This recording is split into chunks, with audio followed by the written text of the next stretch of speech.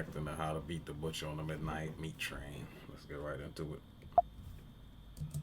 If you became obsessed with a serial killer butchering subway commuters, what would you do? There's something strange going on down in the New York City underground. People board trains and are never seen or heard from again. Day in and day out, year after year. It's almost systemic. When a rogue photographer desperate for the gruesome shot that'll launch his career encounters a dark, hulking figure who might be a serial killer, he'll disappear so far down the rabbit hole, he'll almost leave Earth completely. I'm going to break down the mistakes made, what you should do, and how to beat the butcher in The Midnight Meat Train. This bald picked the wrong night to work late. He wakes on the New York Green Line subway to find the train is completely deserted, or so it appears. Someone call his doctor, cause he seems unable to tilt his eyes or head down. He misses the massive slick of human viscera under his feet and slams onto his back in the spill. I think someone got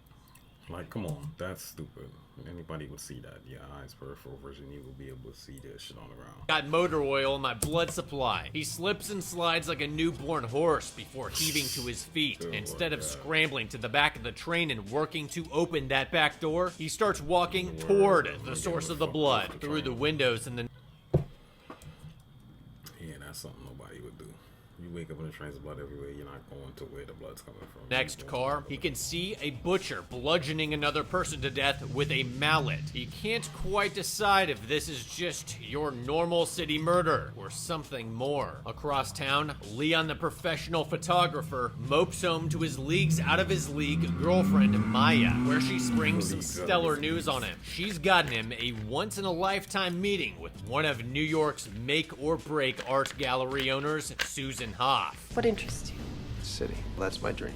Then you're failing. She calls his life's work melodrama, arresting but empty. She tells him to dip his nuts in the muck and stay for the real fireworks show next time, then come back to her with better work. Leon gets right to it, wandering the city streets in the dead of night, searching for his next subject. He descends into the hive of villain and scum known as the New York subway system, just in time to luck into his first crime. Three punks are hassling a woman on the steps to the platform. Hey!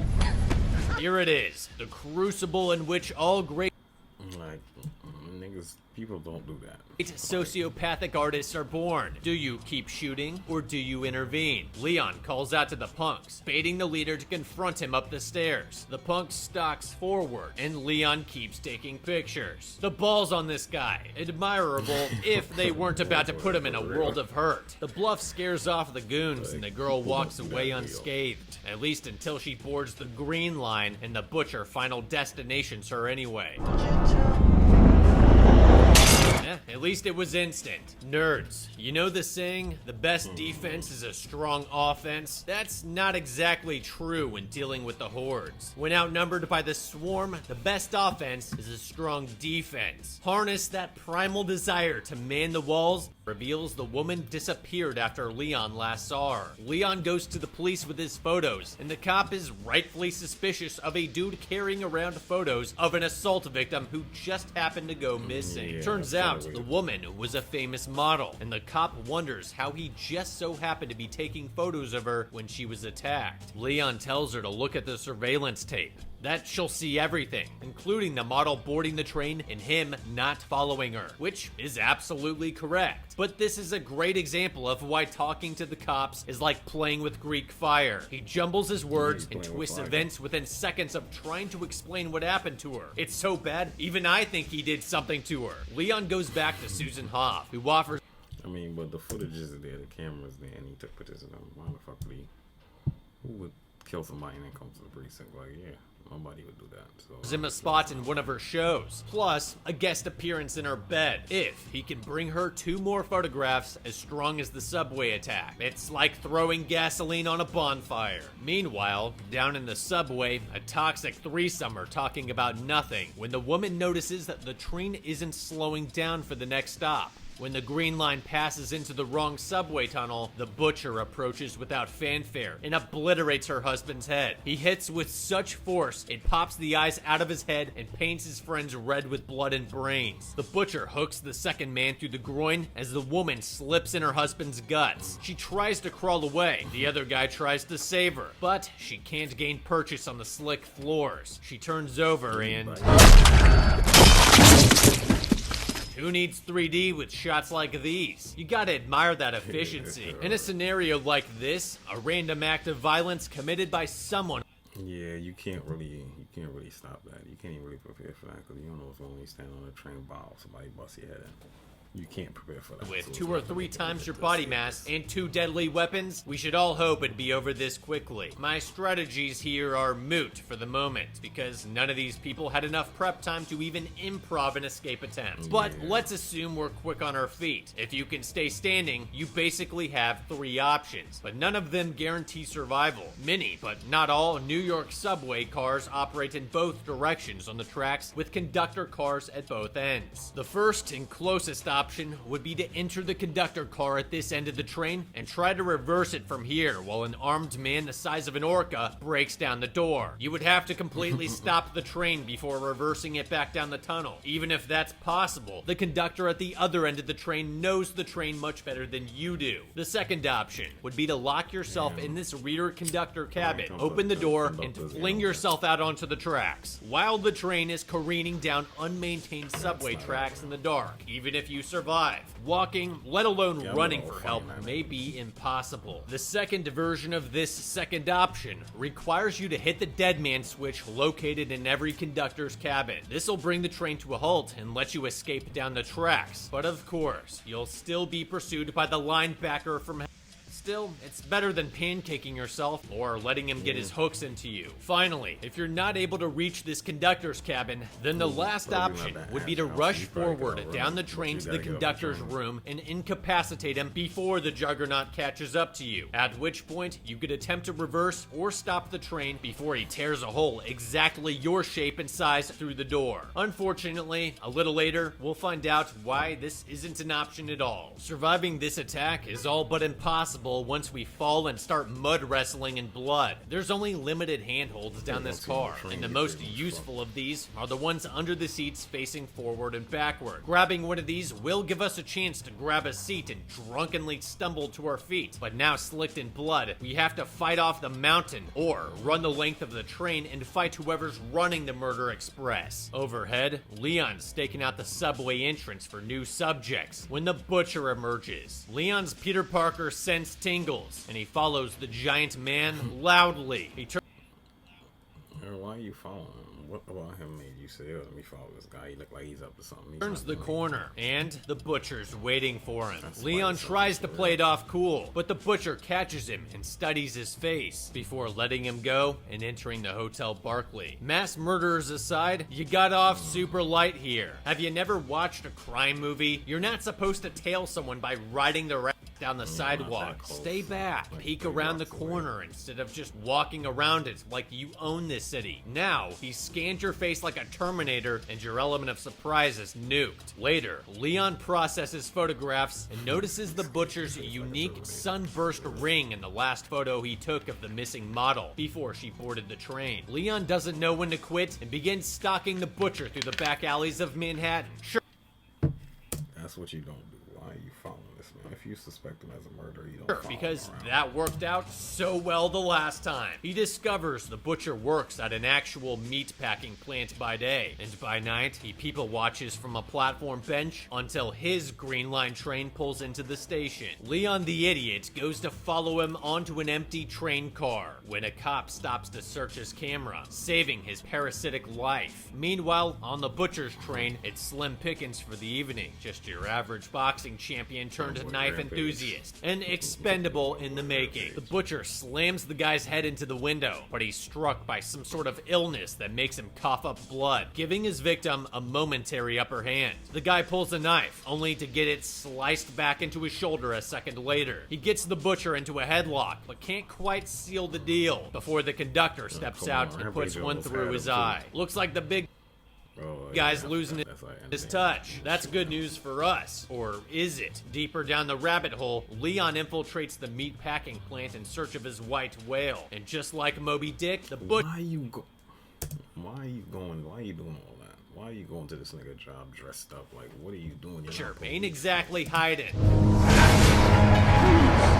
I'm pretty sure it's hard to keep snapping exploitive pictures if you're dead, Leon. The butcher chases him into cold storage. Leon pulls the old feet up in the bathroom stall trick to avoid detection, but it doesn't work. Leon bolts, leaving a trail of carnage in his wake before hopping a ride out of there. Maya comes home to find Leon has gone full Charlie Day. You never go full Charlie Day. Photos of the butcher litter the ground, and he's even color-coded a missing persons map of the city on the wall. These pins represent missing people for the last 3 years. Okay, not one of them has ever turned up. Those are rookie numbers for New York City, Leon. He tries to drag Maya into his conspiracy about the butcher until he starts pulling out news articles from over 100 years. Killer butcher investigation help up at a city hall. 1895. Goddamn! Each day when the town was small, it wasn't a serious wrong. But the horse rental business boomed along with the tourist industry. Now 20 car rent, 150 hours each day during the peak summer. The sources include. Years ago, Maya begs him to stop following sketchy randos into the death traps around the city, but it's already too late. Looks like you got your first killer fan. And I say, it's time to bounce. Time to spring a sudden vacation on Maya, leaving tonight on the first... Set us up vacation on my year. She gotta pay for this. Red Eye out of the butcher's territory. Crimes happen in Hawaii too. Go film a murder in paradise. Instead, Dip follows the butcher onto the goddamn subway. I wish I could say Nobody would do that. Nobody would do that. Nobody got that type of balls. If you know this dude is just. you were too smart for this, but this is really on brand for you. The butcher kills the last two kids on his car, and out comes Leon's camera. Give it a couple minutes, and maybe the butcher can snap a death pic of you too. Really pull the whole collection together. Leon watches as the butcher strips and begins processing the bodies, pulling teeth, shaving hair, removing fingernails, and popping eyeballs out, all before hanging the meat to dry. The butcher smiles at Leon, who barrels down the length of the train. Maybe try closing any door behind you. Better yet, he should have run ahead and ducked into one of the small cubbies between the train cars. Here, he could have waited for the behemoth to rush through, wrap a chain around his neck, and toss him off the train. Of course, it's risky. You might go with him, but it's better than being cornered by a man you know will bash your brains in. Leon makes it to the conductor's car, but no one's coming to his rescue. Congratulations, you died. I can already hear the Reaper slapping the back of your head. Oh, but Leon's not dead. It's so much worse. Leon wakes up hung from the ceiling in a still, darkened train car at the end of the line. Creatures board the train and rake their claws across his body until he passes out. He comes to in an abandoned train station under the meatpacking plant. At home, Leon undresses. You know the crazy part? I watched this movie 2-3 times. I've never seen that part. Like, I always, never finished the movie, so I never really seen it. To find his chest has been marked with a strange symbol. He tells Maya everything that he saw, and that he has photographic evidence of the butcher's work that was taken from him. But when she tries to call an ambulance, he knocks the phone from her hand and terrorizes her. Maya, I know this is harsh, but maybe it's time to go stay at your mom's for a while. At least until you can find a shrink willing to make house calls. Unfortunately, she's a good girlfriend, which means she's gonna do this stupid thing that gets other people killed. Because Leon warns her the cops will think he's responsible for the model's death, she doesn't go to the police. Instead, she recruits their friend, Jurgis. Seriously? Jurgis? To break into the Barclay Hotel with her to search for Leon's camera in the butcher's apartment. How? Why would you? Oh my god. Oh my god. Nobody would do that. Why would you do that with this one person? How about no? Leon told you this guy is a serial killer. Not just your average violent one-time murderer, but a methodical, meticulous monster of men. Did you bring a weapon? Do you have 911 on speed dial? You don't even know if the camera's there. You'd have better luck calling the cops and saying you heard violent screaming from his apartment rather than doing this. And then she ambles. She strolls through the butcher's apartment like she knows he won't be back for hours. You don't even know if he lives alone. If you're going to do something this monumentally stupid, the first thing you're going to want to do is have two friends helping you. The first is your lookout at the door and the first person in the room if they hear you struggling. The other friend is going to tail the butcher and text updates of his location every minute until you're out and clear. And we're not here to admire someone's saw collection. We're searching efficiently and getting out in less than 10 minutes. Max. Nope.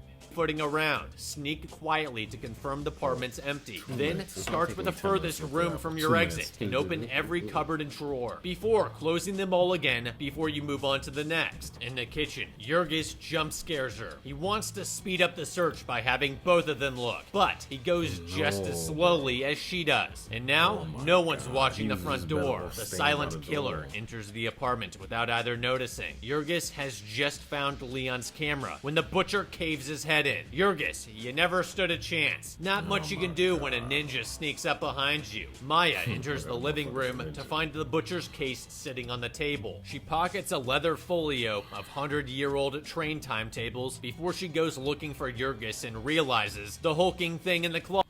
Like, bitch. Oh my god.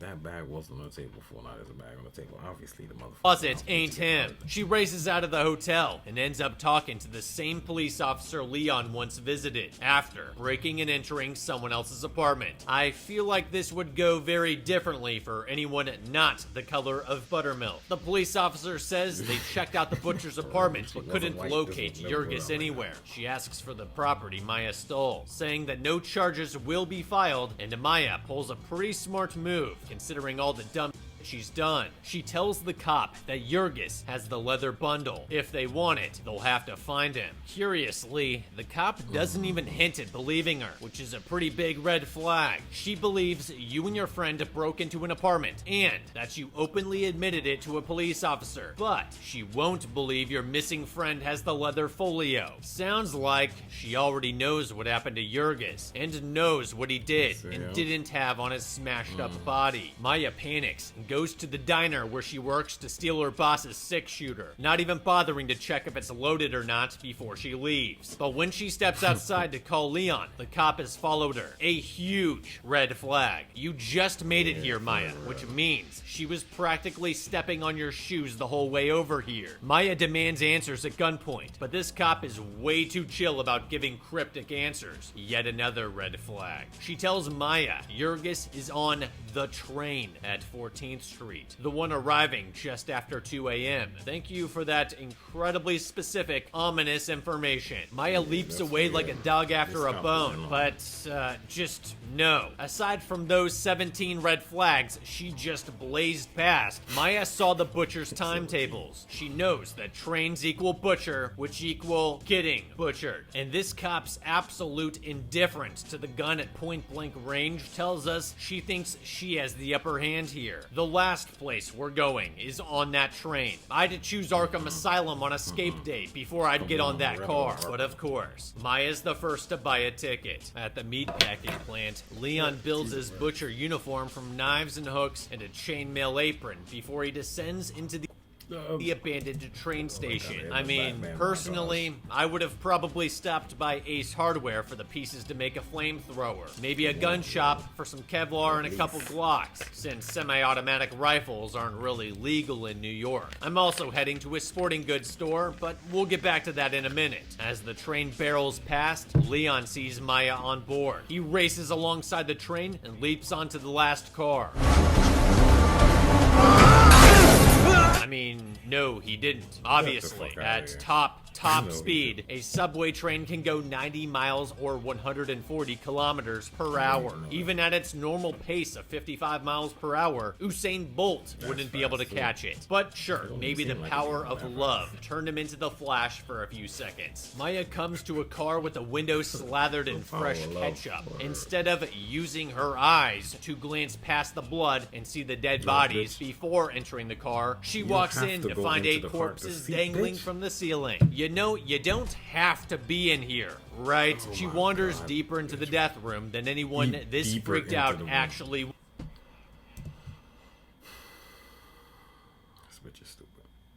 Alright. clearly you could. This glass, you can see blood on the glass. You don't have to go into the other cart. Then you're so terrified, but continue to walk in while Wood and finds Jurgis still alive, dangling from hooks inserted through the heels of his feet.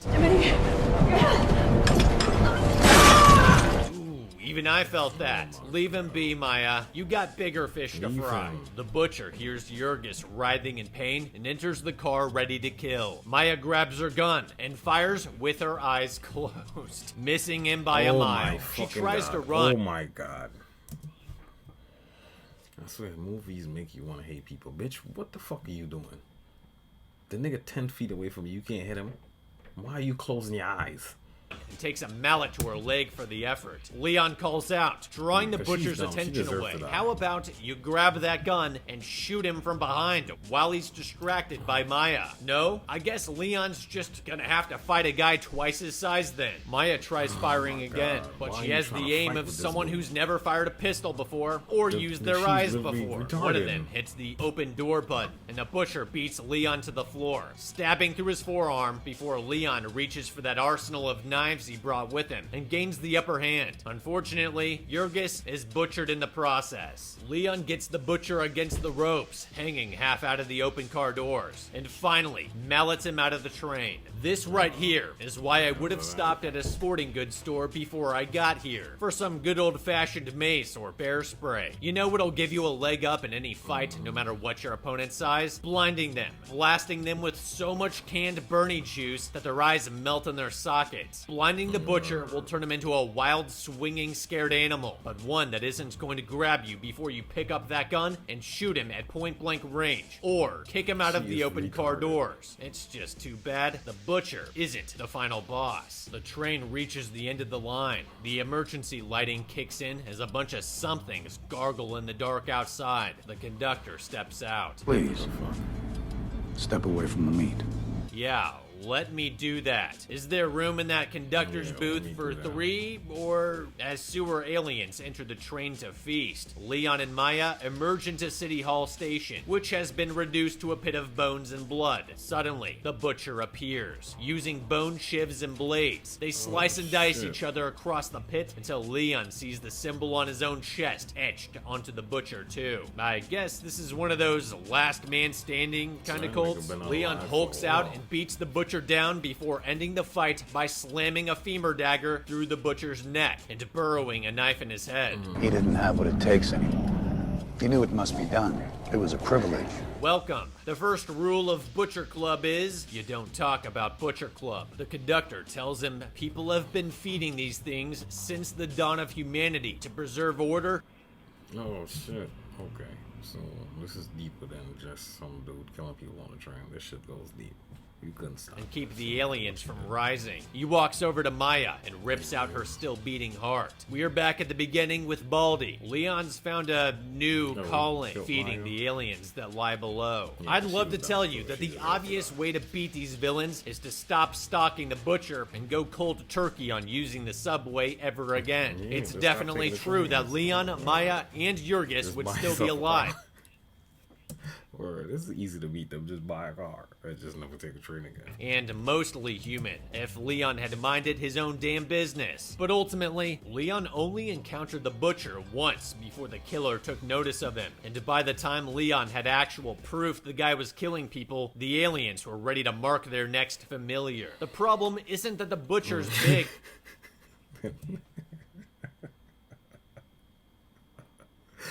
Or deadly, or that the train is contained and almost inescapable. It's that this millennia-old system of feeding the creatures in the subway has layers and layers of failsafes. For it to function that long, it means this cult of alien feeders has people planted in the Metropolitan Transport Authority, working in the stations, and operating as police officers to close missing persons cases without question. There's no cameras or emergency levers on the train. There's no inspections of the derelict tunnels used to feed the creatures. Even if you killed the butcher and the conductor, you are walking out of a tunnel system full of ravenous beasts into a city full of bloated bureaucrats ready to go through every fingerprint on that subway car to figure out who you are. And this isn't just happening in New York City, a shiny village that's barely 400 years old. It's happening all over the world, meaning your life is never truly your own after this. Not without major plastic surgery and never letting your blood enter into any public biological record for the rest of your life, because they will find you. The only way to truly beat this system is to dismantle it from the ground up, which is only possible from within, after you've seen the butcher kill and know who he's killing for. Which means we're gonna need a sequel. Yeah, for all those hard, reasons, like I think everybody's the in on Midnight this. Meat Train remains unbeaten. And remember, our alien overlords are probably already here. Alright, that's the end of the video. Like and subscribe. I'll be back to y'all with another one. Let's go.